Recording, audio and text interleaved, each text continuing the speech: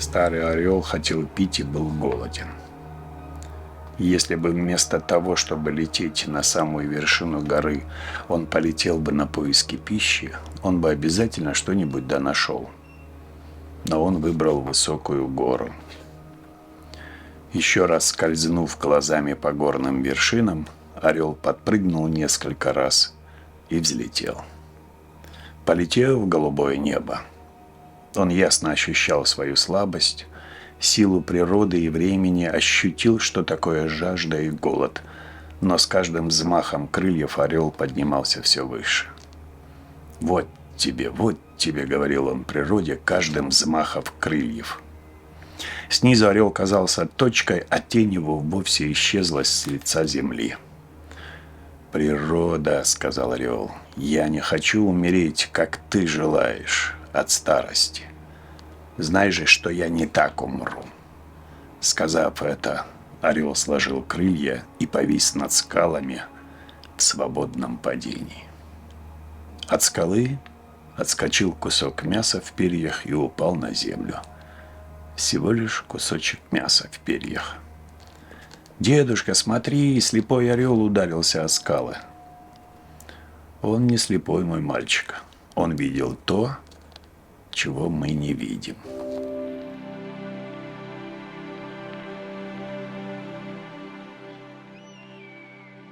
Мы с Мусой записали эту притчу год назад в Махачкале, в апреле 2021 года. Он очень талантливый профессор литературы, и я оказался у него в гостях с одним заданием. Мне нужно было проехать по всей стране, поговорить с разными мужчинами и снять кино о том, как выглядит современная маскулинность в России. Это Ира Костерина. Она моя старая подруга, социолог и исследует гендер. И этот фильм – это ее идея. Тебе, как женщине, ты единственная женщина в этом фильме. Тебе, как представителю женского пола, отвечающего за всех женщин на свете, зачем нужно знать лучше мужчин? Зачем нужно, чтобы мужчины даже знали лучше себя? Мне казалось, что мужчины реально воспринимают мужскую судьбу как что-то очень отдельное, что вот если ты родился мужчиной, у тебя будет определенная судьба. Ты встал на лыжи в эту лыжню и с нее не съедешь. И поэтому мне сейчас очень интересно, где находятся те развилки с этой лыжни, с которой можно съехать. И можно ли, кто те мужчины, которые первыми протоптывают новую лыжню? Вот почему одни идут по старой лыжне, где все остальные, а другие сворачивают. Пусть он вырастет сильным, мудрым, бесстрашным, той взрослой жизни, в которой мужчина призван быть опорой. Я рос, думая о том, что жизнь состоит только из правильных поступков. Я хорошо учился в школе, потом закончил престижный институт, нашел работу. В общем, я был парнем, который не разочарует свою семью и поступит правильно для всех. Я почему-то был всегда уверен, что человек заслуживает внимания и любви, только если растет и добивается новых целей. И тем вечером мы с Мусой вспомнили наше детство. Он рассказал, как пацаном любил бегать на плато над родным селом и кидать старые пластинки с обрыва в долину. Его строго воспитывали братья. У мальчиков в Дагестане не принято проявлять слабость, и когда он впервые пожаловался брату, что его побили, брат только добавил ему еще. Потом уже я узнал, что он тому тоже вломил. И потом нам как-то было легче вообще. Но Муса вырос очень открытым и эмпатичным. Он прекрасно ладит со всей своей семьей, с учениками, и все они его очень любят. А вот это вот, по сути, весь род такой, да, ну не весь здесь. Это мама, это бабушка моя по материнской линии. Вот это я. И поэтому, когда я спросил, что так радикально изменило его жизнь, он рассказал очень трогательную историю, как еще ребенком впервые захотел обнять свою мать. Вот эта реакция, я же говорю, какие-то, даже уже и слезы почти пошли, и какое-то рыдание, вот уже вот разрыдаться, кинуться к маме, и вот то ли сочувствие, то ли нежность. Вместе с Мусой я вспомнил о своем детстве, о разводе родителей и трудных отношениях с ними, о том, как вдохновлялся отцом и боялся повторить его ошибки. И я понял, что вместо задуманного исследования я хочу найти тех мужчин, с которыми я мог бы понять, почему я такой, почему во мне есть мои страхи и сомнения, и я хочу узнать, что такое быть мужчиной через историю нашего взросления.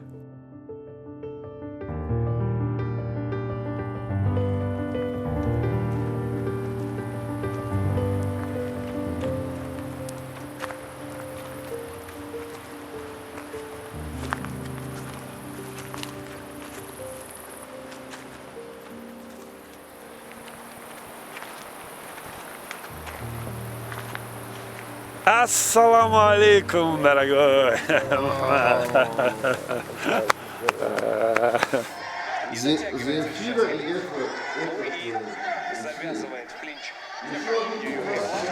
Давай еще. 10 секунд, давай, вот так. Не зарубайся. Зарубился. Хорошо. Ну, видно, что он техничный. Выше. Выше. Красота. Махачкале или Москве имеет огромные там бизнес-центры, здания. Если даже какой-то федеральный министр, столько почета нету, как у Чабана, у которого 1000 овец. Мы с Мусой приехали в гости к Магомеду Бессавалиеву. Он писатель из горной долины реки Джурмут на границе с Грузией. Бессав только что издал книгу о своем детстве в Джурмуте. Она называется «Тайная тетрадь». Это очень личная и очень трогательная история для Дагестана. В ней он написал, как впервые плакал, когда в младенчестве умер его маленький брат, как боялся медведя, о котором пела колыбельные песни его сестра, как переживал, когда отец наказал его и перестал брать работать в поле. Он написал эту книгу для своего покойного отца, который вдохновил его стать писателем. Это начали истолковать, якобы медведь попал на пулю, а не пуля. Руслан, что за история? Ну, это история, как у него есть рассказ, как отец. Это его высший момент высшей гордости Бесава. Форма самоутверждения. Когда он самоутверждение. Потому что когда медведя убиваешь, это такой с головой медведя, с тушей. Обряд идет по селу, по всему селу. Воспевают песню, каждая сакля, там охотнику дают подарки, вот такой обряд бывает. А Бесав балдел, кайфовал. Сибуги называется. Да. Бывает такая порода медведей, которые на зимнюю спячку не идут. Они особо опасны бывают. Они начинают ходить по аулам, искать живности, где корову, где барана, вот так ходят. И был такой шатун, который на спячку не пошел и похищал в каждом ауле вот такие хлевы. Туда сбирался и забирал овцы. И вот никак не могли охотники убить этого медведя. И однажды зимнюю ночь, лунную зимнюю ночь, ребята прибегают к покойному отцу, говорят, дядя Су, вон там от свечки сюда идет этот медведь. И он отсюда лунную ночь прицелился и выстрелил. Вот под кусты пошел, он неизвестно было, попал, не попал, он махнул рукой, наверное, не попал. И следующее утро весь аул встает, медведь убит. Пуля попала прямо в ухо. И я помню, мое самое раннее детство, я как разделывали тушу медведя, еще это невежественные времена были в плане ислама. Ели медвежье мясо тогда еще.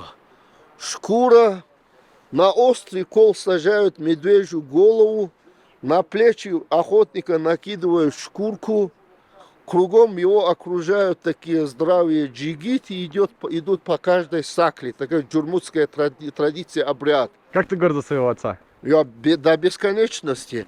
Во-первых, я был горд, что вот медведя убили, и убил не какой-то посторонний, именно мой отец.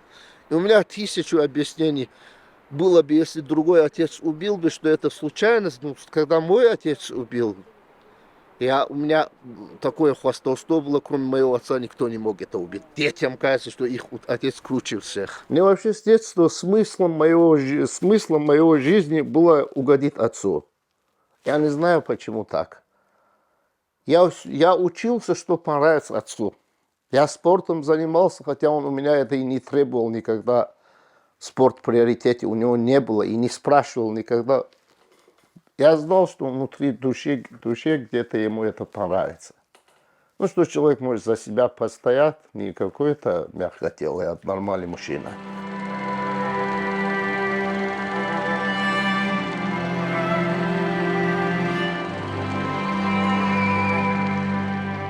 Мой отец тоже все детство рассказывал мне свои истории. В молодости он бросил университет и уехал жить на крайний север. В поезде он познакомился с геологами, которые взяли его с собой в экспедицию. Однажды его забыли в домике в тайге, и он остался без еды на 3 месяца. Там он научился охотиться и отбиваться от волков. Он был романтиком. Он очень любил, когда начинается августовский звездопад. Мы разжигали костер, собирали у него соседей, смотрели на звезды, и он рассказывал истории с путешествий. Но мои родители рано разошлись. Я остался с матерью, стал все реже видеться с отцом, и к концу школы наша связь окончательно оборвалась.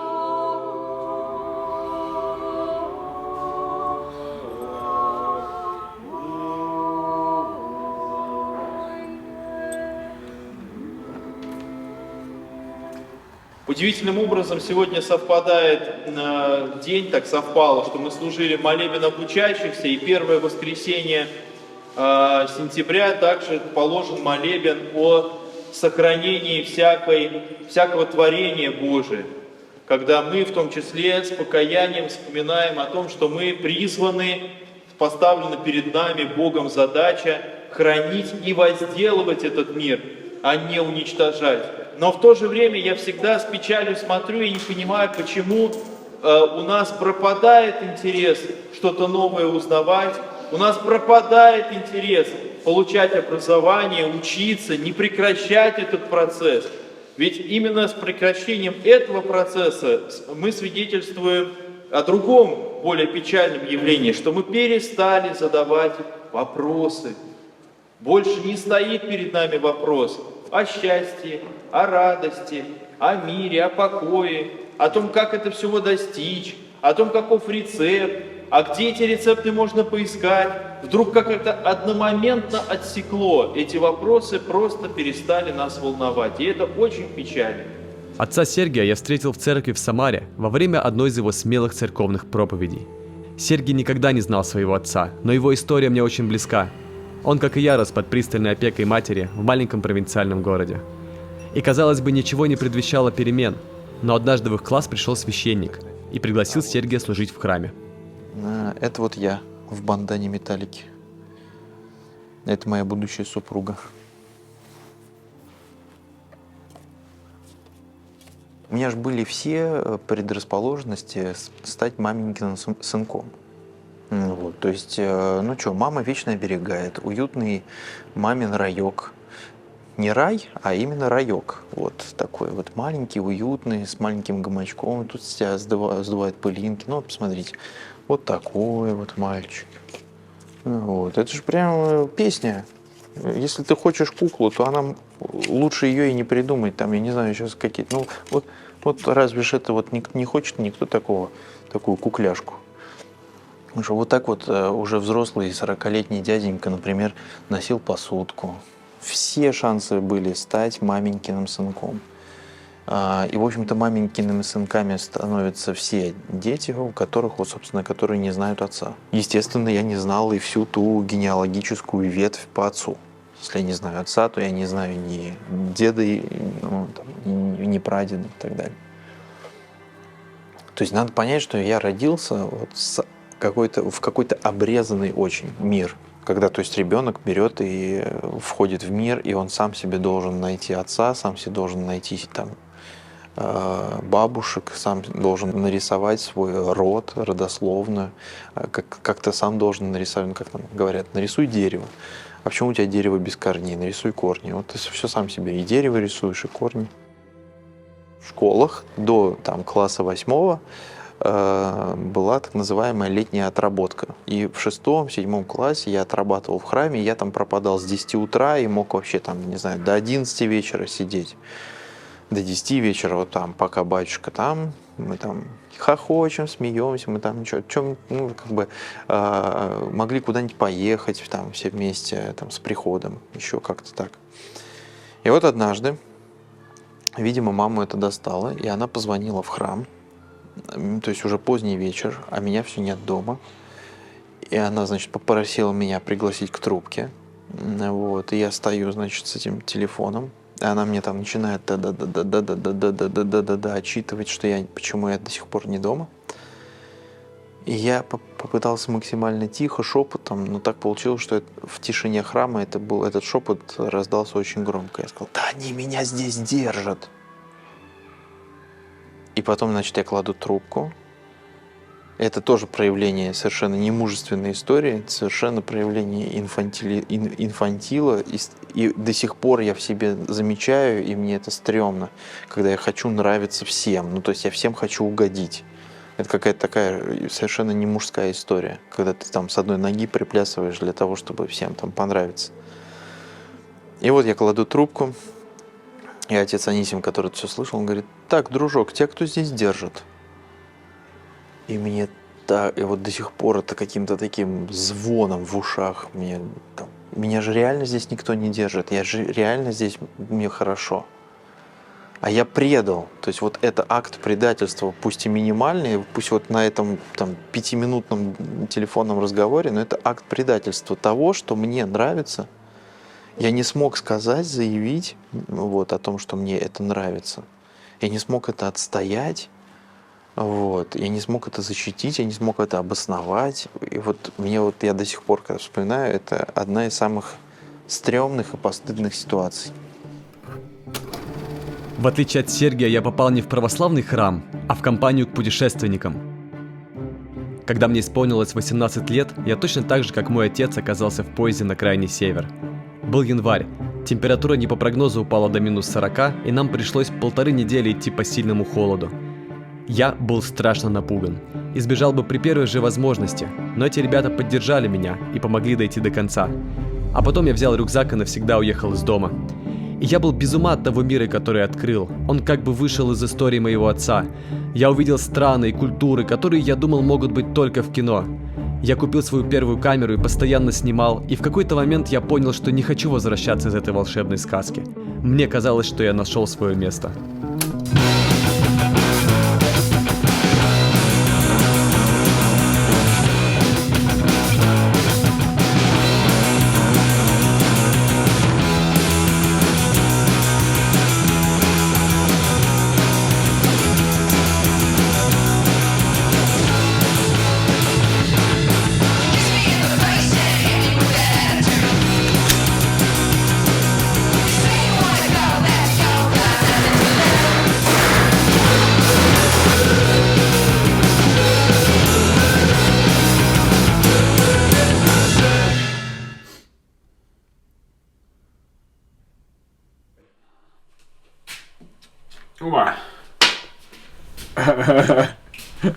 Короче, это я. Буквально, наверное, 2-2,5 года назад. Вот, похож, нет? Наверное, похож. Кто-то говорит, что это Сережа такой, работяга. Вот. Фотка висит у меня на зеркале, прям при входе в квартиру, в прихожей. Вот. Чтобы я помнил, что если не обращать внимания на себя, то можно выглядеть вот так вот. Но так на самом деле выглядит неплохо, просто если видно разницу, то оно сразу становится понятно. Ты знаешь кого-нибудь, кроме тебя, кто также блюдет свою красоту? Да есть пару чуваков, которые следят, но я как бы дома сам крашу. Я ходил раньше к девочке. Вот, ну. Так я живу пока в Жопенях. И график такой сложный, мне тяжело построить режим так, чтобы я еще успевал раз в 2 недели куда-то заезжать. Этот стереотип: мужик должен выглядеть чуть красивее обезьяны. Ну, вот недавно с моим корешем, он у меня ученый, мы с ним на эту тему разговаривали. И если взять, допустим, природу, взять куриц, петухов. Петухи всегда выглядят круче, чем курицы. Курицы все одинаковые, петухи все такие. Павлины, красавцы, львы с гривой. Все самцы в природе выглядят охренительно. И гораздо ярче и выразительнее, чем самки. С Илюхой мы познакомились на его подкасте. Я рассказывал ему об отце и путешествиях, а он рассказал, что они очень правильные родители и такая же правильная жена. Без нее бы все произошло, да? Когда ты понимаешь, что надо вот сейчас менять, то есть недавно начал понять, что надо менять окружение периодически, надо менять место, где ты живешь, надо чаще меняться, тогда что-то будет. Они ожидали, что и он будет идеальным парнем и сыном и повторит их судьбу, но 2 года назад он развелся с женой и сильно изменился. Почему ты за собой не следил до этого? Да я вообще, делал какие-то такие... Короче, работа-дом. Не задумывался об этом. И, наверное, жил я по каким-то принципам, как я уже, наверное, говорил, навязанным. То есть, есть воспитание определенное, да, родительское. Оно, конечно, хорошее, кайфовое, но не всегда родительские интересы совпадают с твоими интересами и с тем, что ты сам хочешь в этой жизни. Поэтому все вот такое из прошлого. И ты там работаешь на работе, потому что должен работать на этой работе, даже если она тебе не нравится, потому что так делали твои родители.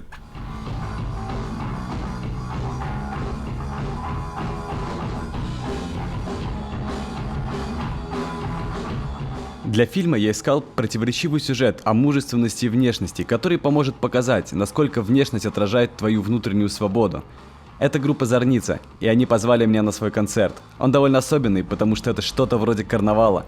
На него приходят мужчины, они надевают юбки и платья, отрываются как могут, и никто не задает вопросов к внешнему виду друг друга. Мы получили подтверждение тому, что это много кому интересно. То есть у нас на концерте как будто образовалось безопасное пространство для людей, которым это нравится. Они приходят к нам на концерт, зная, что здесь это абсолютно ок воспримется окружением. И очень много ребят приходят в платьях, и видно, что они кайфуют от этого. Они там переодеваются, веселятся, как-то какие-то блески, еще что-то. Почему ты пришел в юбке? Есть 2 ответа на этот вопрос. Первый социальный, второй объективный. Объективный то, что это лучшая одежда на планете Земля. Если бы мне было позволено носить юбки каждый день, и не было бы шанса умереть где-нибудь на улицах от рук других людей, я бы ходил так каждый день. Второй — это возможность поддержать ребят. Это маскарад, это классная тусовка, это карнавал, это потрясающе. Если у меня есть шанс нарядиться и устроить праздник для себя и для всех остальных, будь уверен, я буду здесь, в этом платье. Все очень просто. Все захвачено. Страшно, это панк. Почему ты пришел в юбке? Потому что в платьях очень комфортно работать. Это платье. Это платье? Это платье. С очень вульгарным спиной. Да, это не очень мужественная одежда. Нет, но это как...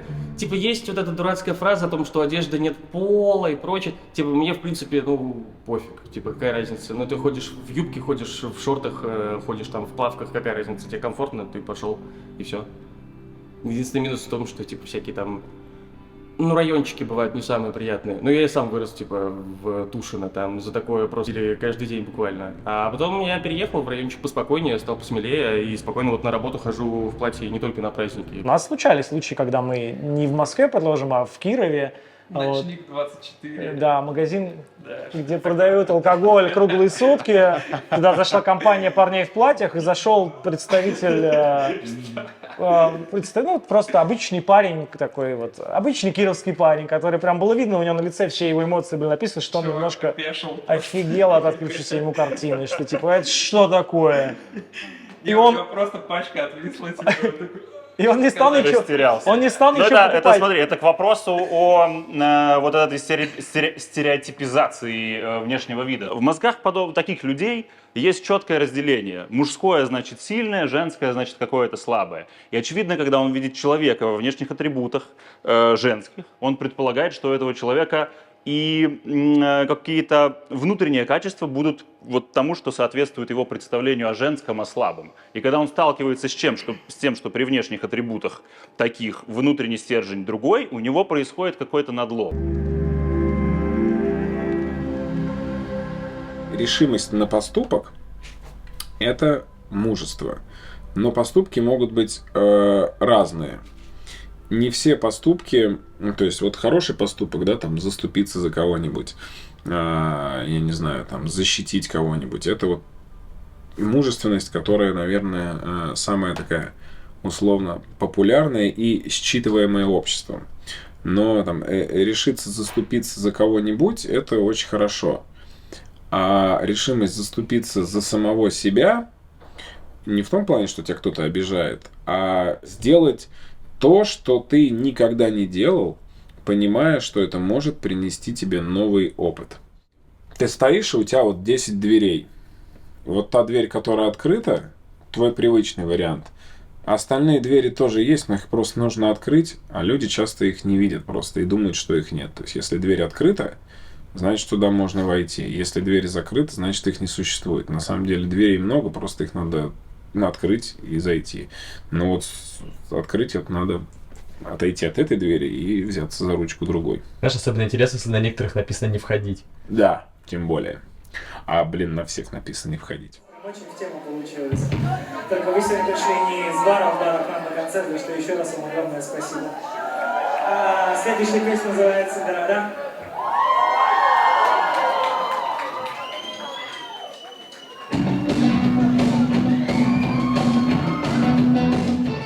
Детьми мы могли выглядеть как угодно. Нам было без разницы, что надевать. Мы очень любили цветную одежду, мальчики ради прикола могли надеть женские платья и накраситься. Это было игрой воображения, творчеством. Все эти люди пришли сюда не ради музыки. Они здесь, чтобы создать друг другу безопасное и свободное пространство. Ты видишь открытых людей, которые поддерживают любые формы творчества и эксперимента над своим телом. И какое это невероятное счастье – быть там, где тебя любят таким, каким бы ты ни был и как бы ты ни выглядел.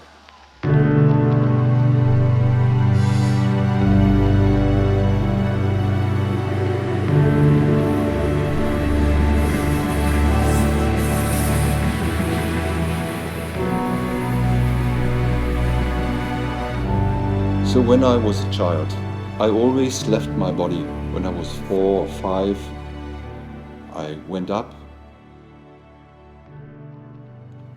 and I looked to earth. What will be when I will be dead? When I don't live anymore? What will happen in this world?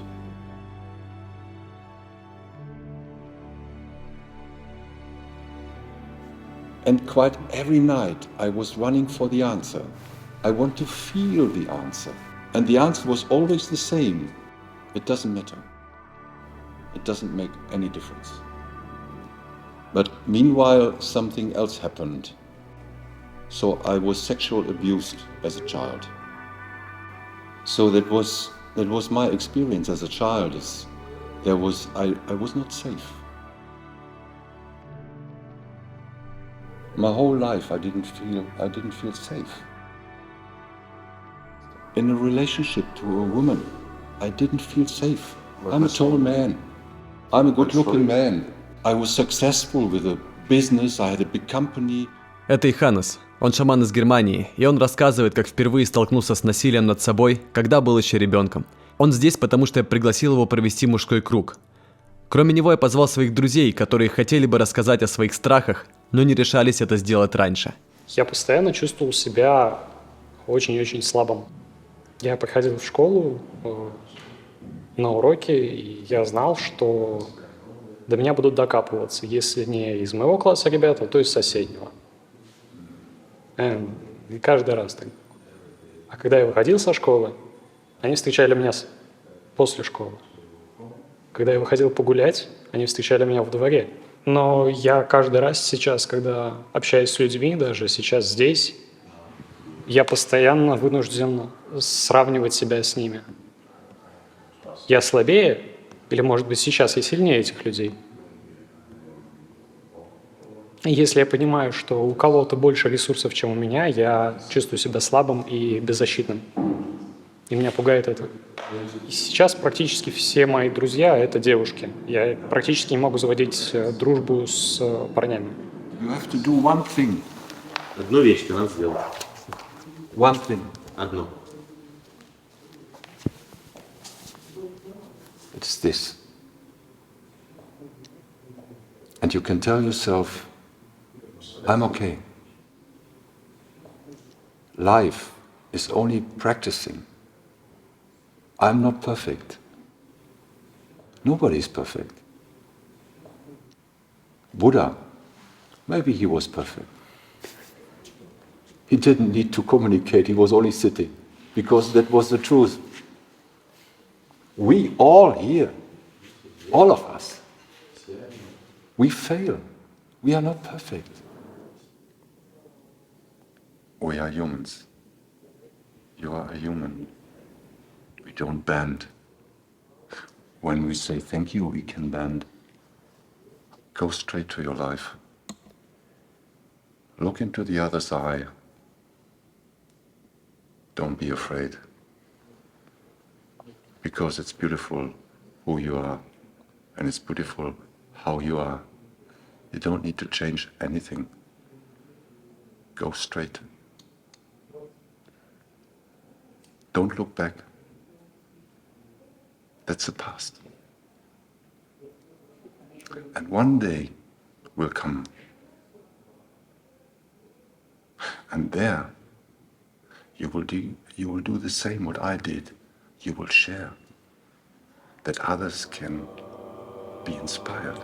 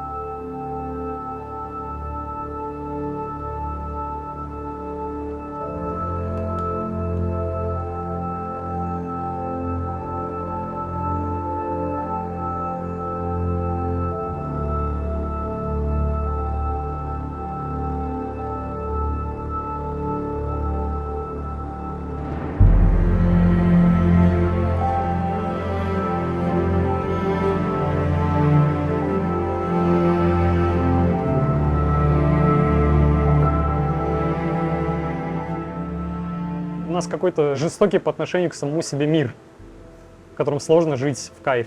Знаешь, какие-то вещи в этом мире, за которые я цепляюсь, как финансовое благополучие, как страх изменений, потому что вот у меня уже сложился какой-то определенный уклад моей жизни, в котором я более-менее сейчас комфортно живу и кручусь, и страшно это менять. Если я буду что-то менять, а вдруг не получится?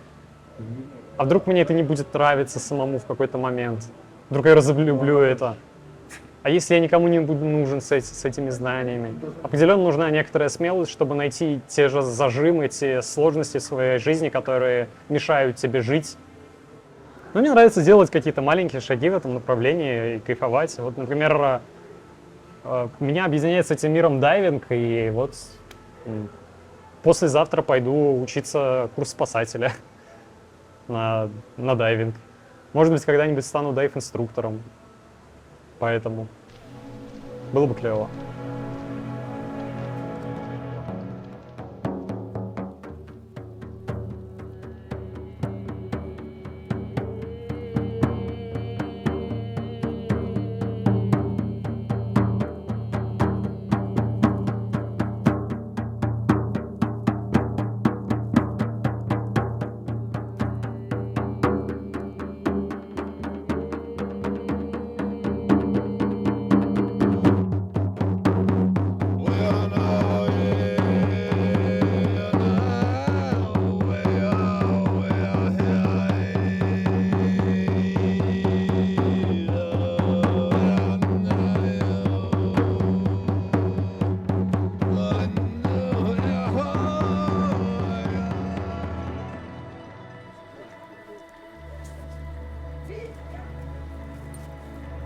So what do you think about feeling yourself, who you really are? Я хочу поделиться тоже осознанием. Я много раз слышал об этом и от Юханеса в том числе, про прошлое, про то, что прошлое, но прошло, нечего там находиться. Очень много моего внимания, оно залипло в прошлом, как могло было быть, как, чтобы я сделал по-другому. Я прям, даже здесь сегодня я об этом размышлял. И вот этот момент, когда Юханес про это говорил, мы в кругу стояли, прям, очень, очень глубоко провалилось это осознание вот этого момента, сакрального момента здесь и сейчас. Как круто находиться в нем. Вроде бы банальные слова, но их глубина для меня сегодня, она прям на новый уровень вышла. Не знаю, мне почему-то очень сложно стало мечтать с какого-то периода. Я помню в детстве, прям мне очень было легко в эти грезы такого счастливого и классного будущего улететь. А чем я взрослее стал и становлюсь, тем сложнее вот это imagination, это воображение включать и о чем-то классном и крутом мечтать. So the most important thing I showed already to you today.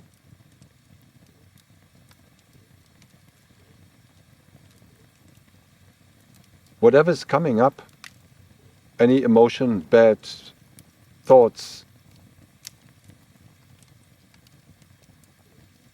fears or whatever,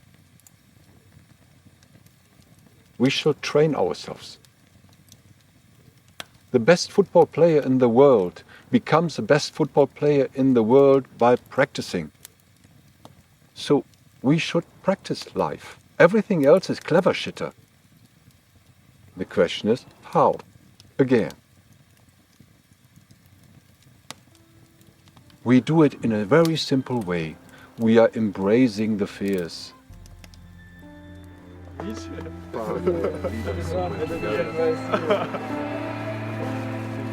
Yeah, great. It worked. It was great.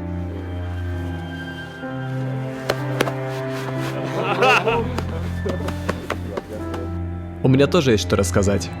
Когда я в последний раз навестил отца, он уже сильно пил. Его было не узнать. Он с трудом шевелил ртом, и у него отказала половина тела. От отчаяния он едва не свел счеты с жизнью у меня на глазах. В детстве моя мать говорила мне, что я в точности как отец. Она была очень обижена на него и не хотела, чтобы я шел по его стопам и совершал его ошибки. И я всю жизнь жил со страхом, что если я не буду много работать, то закончу точно так же, как и он. За годы этот страх только рос, и к тому моменту, как я снимал этот фильм, я уже не замечал, как сильно я боюсь ответственности, провалов и неверных решений. Я просто каждое утро просыпаюсь в страхе за свою работу. И я уже забыл, когда последний раз удивлялся, и зачем вообще начал путешествовать и снимать. I don't know much about the sea, but I do know that that's the way it is here. And I also know how important it is in life not necessarily to be strong, but to feel strong. To measure yourself at least once. To find yourself at least once in the most ancient of human conditions. Facing the blind, deaf stone alone, with nothing to help you but your hands in your own head.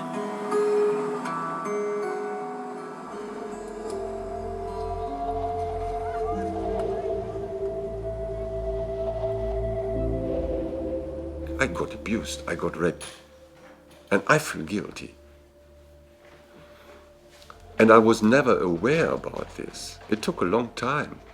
I had to become 40 or something like this. I wanted to run away from home. I had brothers and sisters who had their own things and their own friends, and so I was without friends. I totally was without friends. My father couldn't handle me anymore. He was working all the whole day. He was minimum 6 days, 6.5 days working, and then my father died when I was, and this abusing stopped with the death of my father. I combined these things, and my mother became ill directly. Half a year later, she got cancer. She could not deal that her husband was dying, and nobody took care of this young little Johannes. So That was my base where I came from, where I made my ego very, very big. To say, never again somebody will do something to me. No, never again somebody will abuse me. So I made myself bigger. I'm bigger than my brothers. I'm taller than my brothers. I'm bigger than my brothers. And I started to become successful with my work. What I did. The company was growing and growing and growing, and buying things, you know, what you are doing when you earn more money, then you're spending it for everything what you don't need, really. And then I had to do with big companies, and they didn't pay the money, so one day I have to close the company and pushing the button, reset. And everything what I had, all my materialistic stuff, money, everything in one go, I was without anything. So that was beautiful, because in this moment I got aware that after this I got aware that I have now time for my daughters. It saved my life in a way. It felt like, oh, now I can fly. Before it was like, oh, now I can fly, I'm light. Nothing is stucking on me, I can go everywhere like this.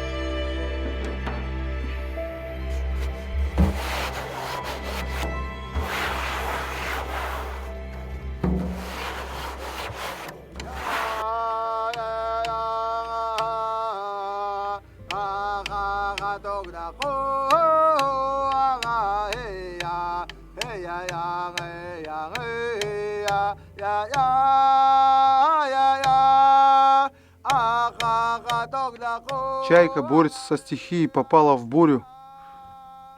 И она борется с ветром, летит против ветра, пытаясь добраться до своей нужной цели, до своего гнездышка, до своего укромного места.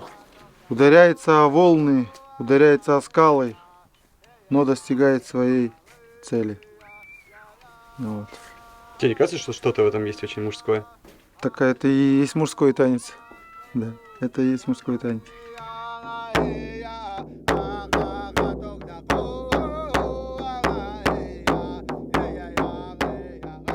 Это Умка, он из Чукотки.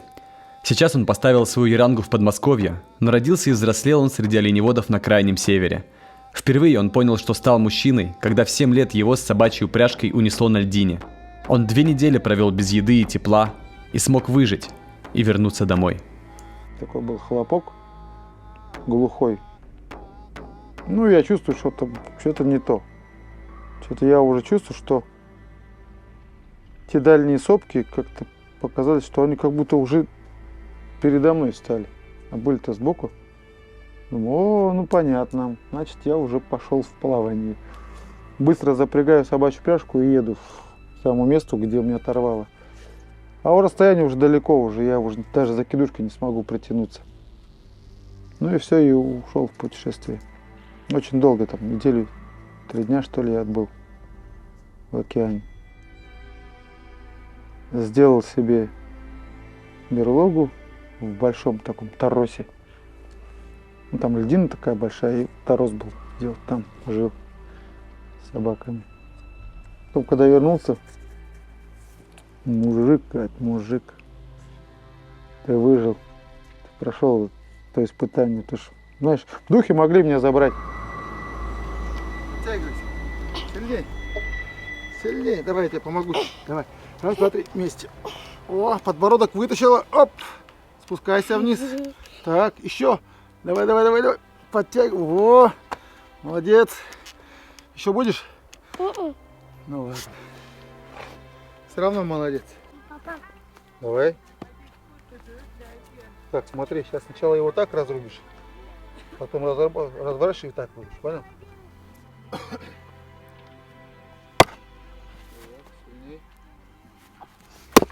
Вот, еще сильнее. Так, давай еще раз. Наше воспитание в детстве, с самого детства, оно было таким, как будто бы взрослый человек в маленьком теле. Ты должен уметь все, как взрослый человек, как взрослый мужик. Должен уметь кидать ножи, стрелы метать, там, стрелять из лука, там, аркан метать, прощой метать. Ты должен это уметь. Ты должен уметь разжечь костер. Пускай дождь, не дождь, ты должен все сделать быстро. Ребенку в 5 лет не давали спать, вообще засыпать в яранге. Он мог только облокотиться об каркас яранги. Если он заснул, его обжигали уголечком от очага. Или кололи его копьем. Где-нибудь так, чтобы он почувствовал, чтобы реакцию отрабатывал сразу же. Заставляли ребенка бежать, чтобы он увернулся от стрелы. Он бежит, в него стреляют. Не увернулся — слабый.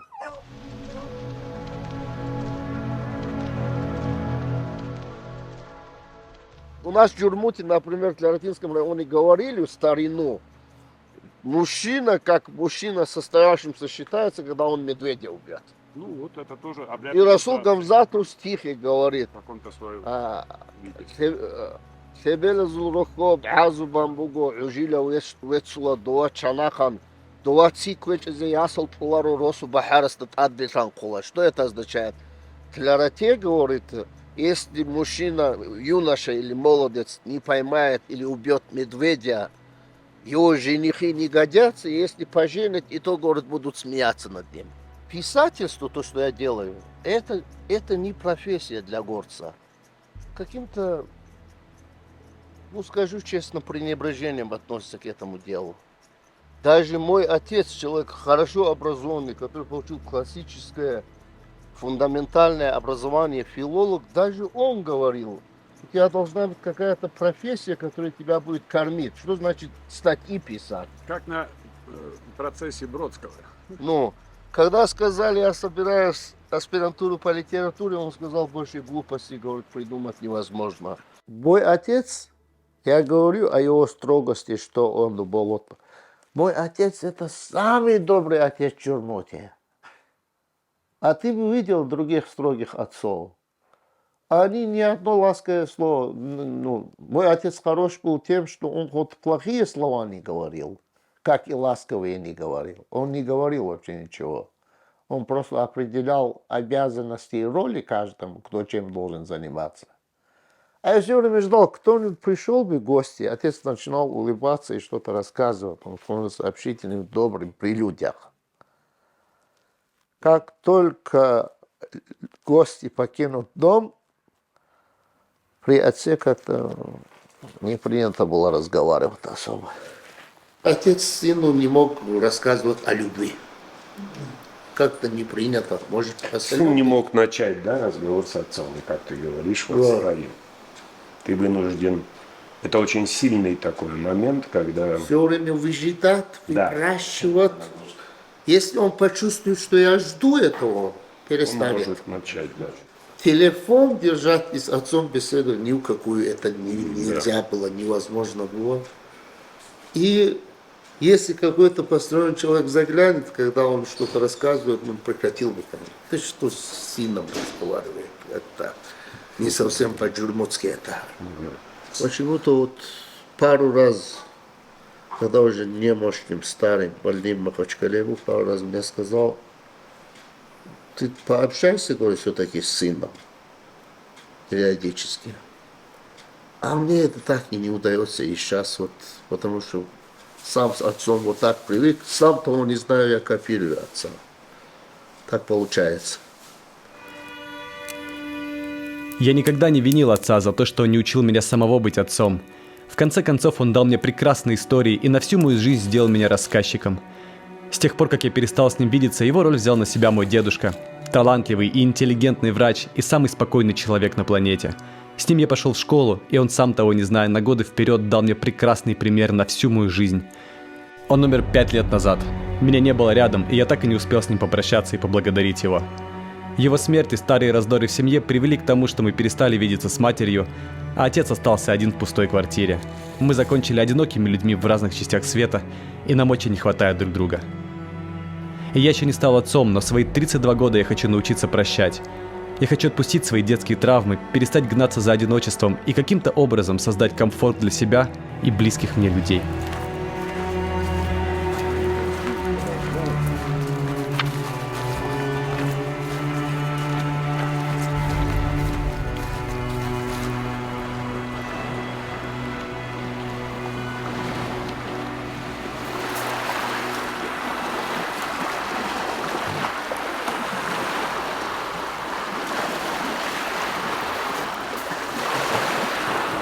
Федора, ты со мной? А?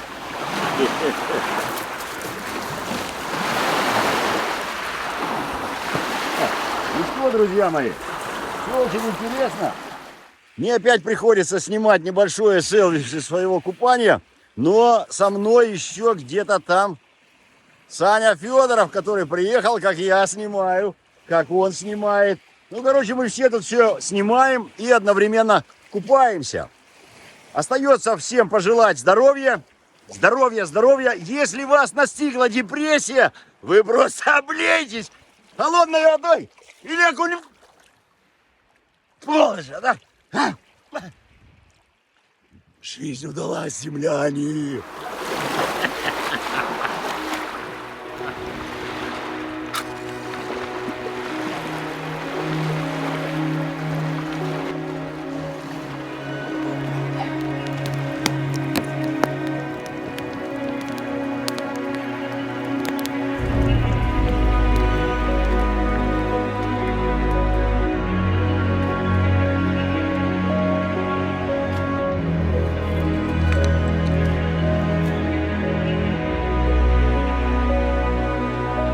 Представьте, горы, да?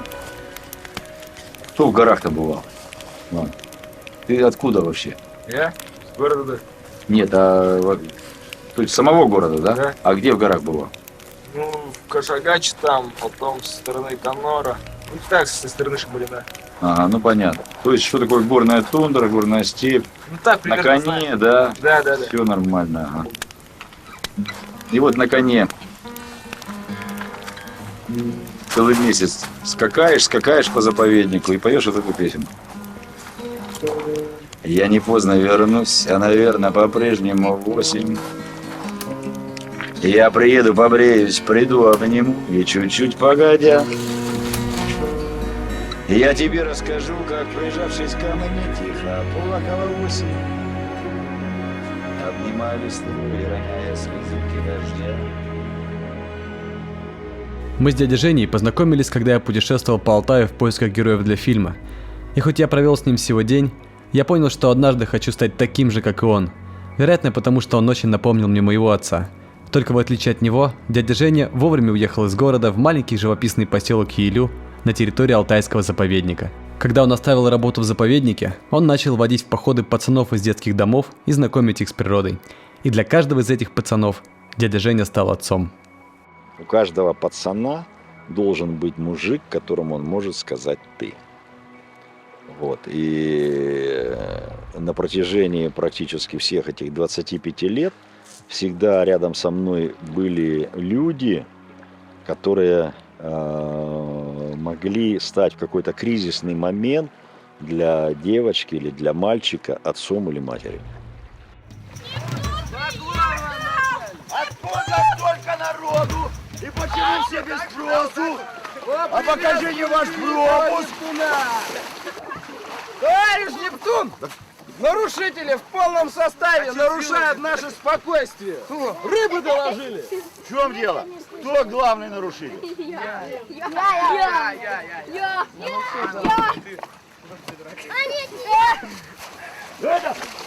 Это! Кто следующий? Кто еще? Этот! Нет! Кто еще? За нами сила! Мы поднимаемся по тропе наверх. Там достаточно крутой такой подъем. Он требует не только физических усилий, но и требует некоторой такой моральной стойкости, морального терпения. И я слышу, как... А я иду впереди, за мной идут там 4 пацанов, потом идет вот этот вот мальчик, и следом за ним этот ответственный родитель. Как этот ответственный родитель говорит своему сыну: смотри, куда ногу ставишь, осторожно, ветка, смотри влево. Ну, как бы контролирует движение своего сына. И мальчишка идет постоянно вот, в ожидании этих ценных указаний. Я остановился и говорю: вы позволите, я вашего сына вот себе заберу? Да, конечно, как бы. Ну и человеку ничего не оставалось делать, как согласиться со мной, потому что в данном случае я руководитель всей этой экспедиции. И я ставлю мальчишку вперед, а пацану было тогда лет 8, наверное. Ставлю ее вперед, говорю: ну иди, а тропинка натоптанная, ее видно. Я говорю: иди, показывай дорогу. И это совершенно другой человек, это следопыт, это разведчик, который идет первый. Все там, остальные сзади смотрят ему в ягодицы, а он идет самый первый. И никто не тормозит его всякими окриками. И через некоторое время ребенок полностью интегрируется в этот. Ему не надо думать, как надо поставить ногу. Он видит, где эта ветка, и он плавно от нее уклоняется. И он просто начинает становиться единым целым вот с этим ландшафтом. Есть еще один классный дядька, Александр Филоненко из Украины, тоже богослов. Он тоже рассказывал интересную историю своего детства. Он говорит так: однажды мы приехали тоже, опять же, куда-то, то ли в Италию, то ли куда-то, ну, в общем, ходили по какой-то древней святыне, то есть это был храм, капелла, может быть, Сикстинская капелла, допустим. Вот. И вот мы заходим, то есть он одновременно и храм, и одновременно музей. И отец мне говорит: смотри, и показывает в подкупольное пространство. И говорит, я хожу, смотрю, начинаю крутиться на месте, так вот все разглядываю. И вдруг на что-то наступаю, и вдруг слышу такой вот старушечий голос: ну ты смотри, куда ты наступаешь. И вот он говорит, я с этого момента сразу уяснил и понял, что такое отцовство. Отцовство — это когда тебе постоянно показывают наверх и говорят, смотри туда. И когда тебе дают определенный импульс к тому, чтобы заглянуть в себя и увидеть все глубины и всю высоту, которая есть в этом мире. Но вот этот вот мир, имеется в виду мир окружающих людей, тебе постоянно говорит, ну смотри, куда прешь-то, опять по помытому.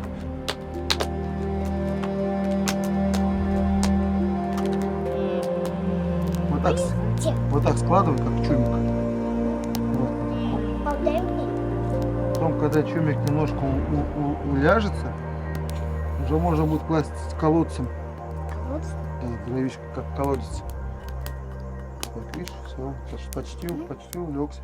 В детстве я этого не осознавал, да, ну и в молодости вообще тоже, уже когда такой уже парень, уже сам себе живу, там еще не женат, потом женился, потом появились дети. И я все занимался своим традиционным ремеслом, все вот именно этническим направлением. Домой только приезжал, там это все как-то хотелось немножко тишины, покоя. Иногда нервничал. А потом мне жена говорила, потому что вот, попробуй так, попробуй эдак. Вот, подумай, что они могли скучать. И я тут же себя сразу назад в детство перекидываю в память туда. И понимаю, да, теперь я буду делать так, как мне сказала жена.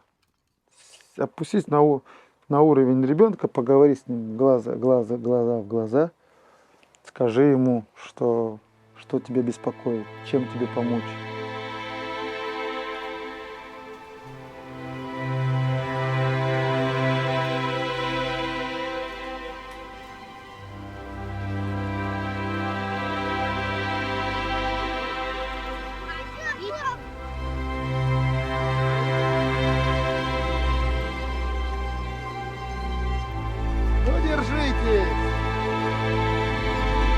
Сейчас я вас поймаю. На старт. Внимание. Внимание! Марш!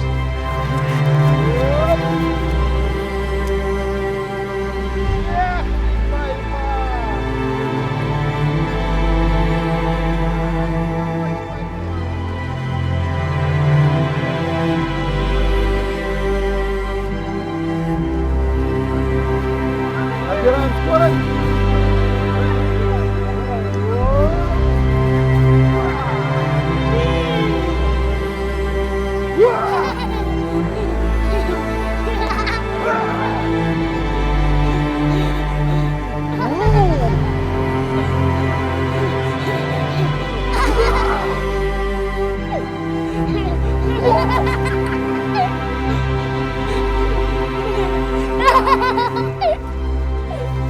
Чуть не попал. Вот это Захар!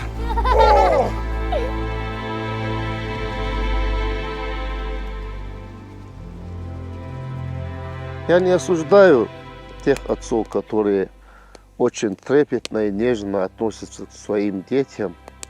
Для меня это норма жизни. Я даже это приветствую. Я даже думаю, это очень красиво и искренно. Без всяких этих ограничителей, без всяких этих показной строгости. Это очень искренно, очень красиво, очень правильно, когда не скрывают свои чувства отцы к детям, дети к отцам. Мама меня больше всех любила. Покупал ей рыбу каждую субботу, покупал ей лимонные конфеты, хотя жена покупала, ее дочки покупались. Она особо радовалась, это какое-то внимание было. Хвалила то, что эта рыба не та, говорит, то, что купил Магомед, оно вкуснее было. Вот так выражали там условностями, да, скрытно. Момент вообще первого такого эмоционального включения в моей жизни был связан именно с мамой, не с отцом.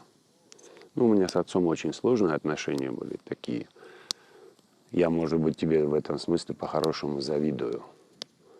У меня был такой абсолютный барьер, и тут я ничего не... Поэтому для меня главным... И момент включения вообще первый в жизни вообще такого эмоционального...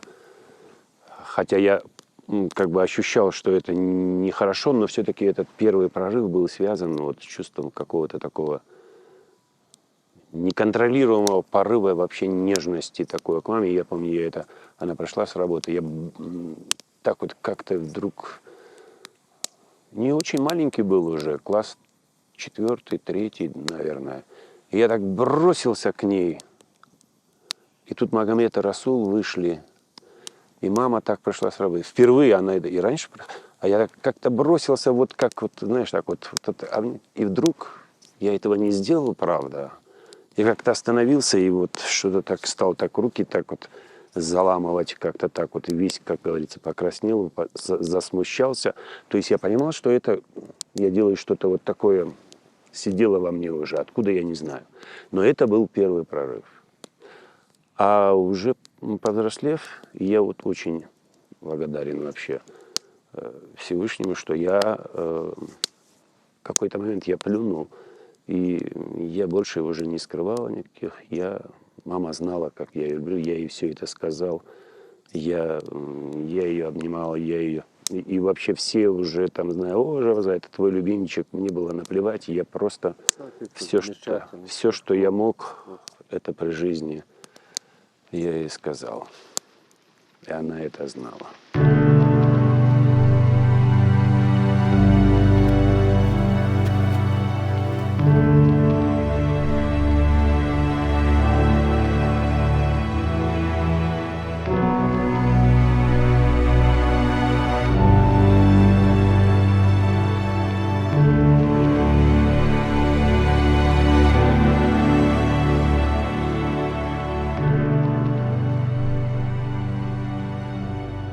У Магомеда есть замечательный, вот он мне как-то прислал, он тоже вот в книге, вот в этой «Тайная тетрадь», посвященная отцу, у него главный герой отец.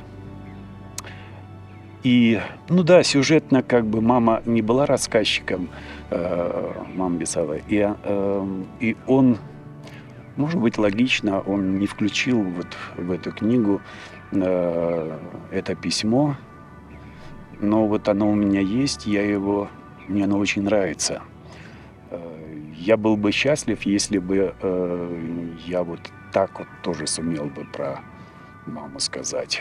Вот я бы его с удовольствием вообще прочитаю.